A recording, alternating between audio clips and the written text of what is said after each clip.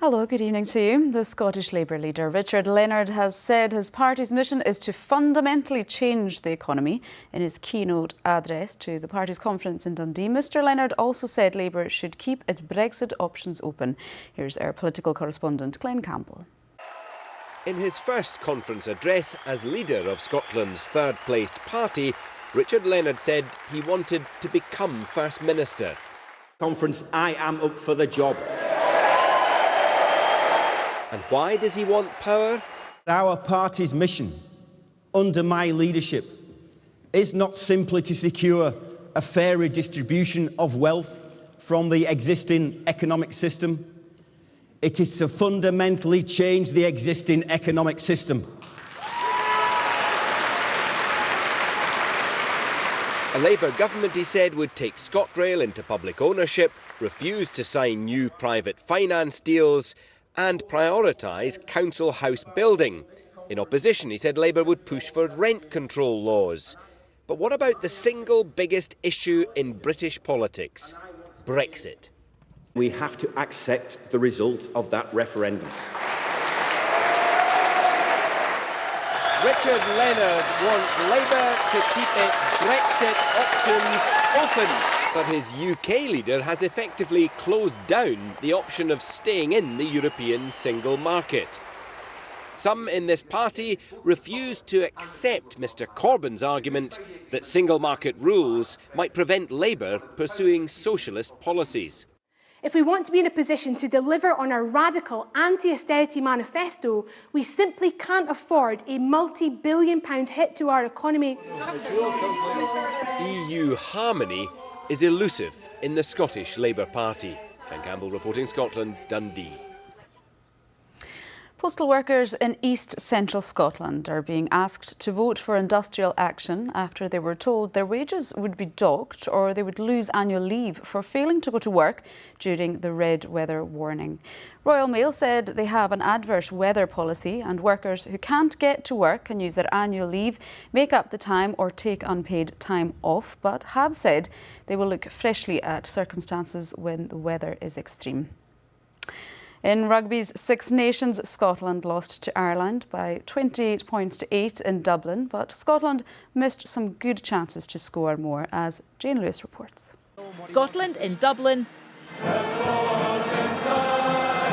in good voice and in confident mood after their Calcutta Cup triumph. And a Greg Laidlaw penalty gave them the lead as they looked to end an 8-year wait for a win on Irish soil.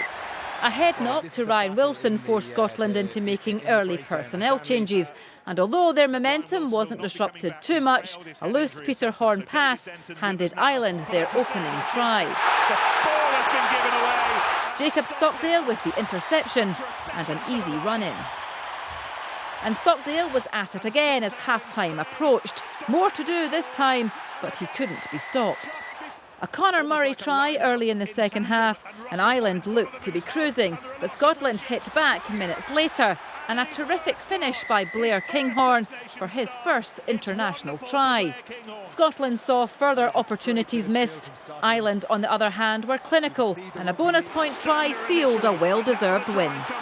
Jane Lewis, reporting Scotland. And our reporter Andy Burke saw the action unfold in Dublin.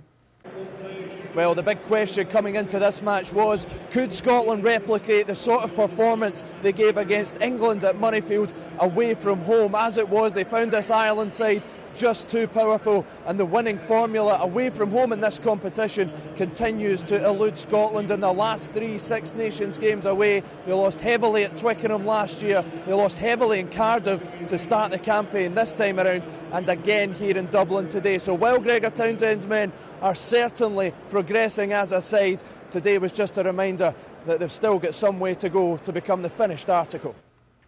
Football, and in the Premiership, Dundee lost heavily at home to St Johnstone. Elsewhere, there were wins for Hamilton and Kilmarnock. Well, let's see what the weather forecast is doing. Here's Gillian. Thanks, Anne. Good evening to you. It was a dreich old affair today, wasn't it? Lots of scenes like this one from one of our Sterling weather watchers. And it's because we had a frontal system working its way northwards across the country, bringing a lot of cloud and outbreaks of rain and hill snow. That process will continue tonight. It continues to push northwards. Snow down to about 250 metres for the North Highlands. Still breezy across the north as well. Further south across the country, it will become dry. We'll see a fair bit of mist, low cloud, some hill fog as well as winds become light, but still gusts of 35-40 miles an hour across the north. So we head into tomorrow still with that rain affecting Lewis, the North Highlands, the Northern Isles. It will become confined to Shetland, so too will those fresh to strong easterly winds. And elsewhere across the country, well, cloud thinning breaking quite nicely come the afternoon. Some good spells of sunshine. And a similar story for Northern Ireland, Northern England. Further south across England and Wales, we've got this swirl of showers indicative of an area of low pressure close by, so quite gusty winds in that area as well. Highs of 10 or 11 Celsius for most, not bad at all, but just 4 in Shetland where you're stuck underneath that cloud and rain and still with that keen easterly wind.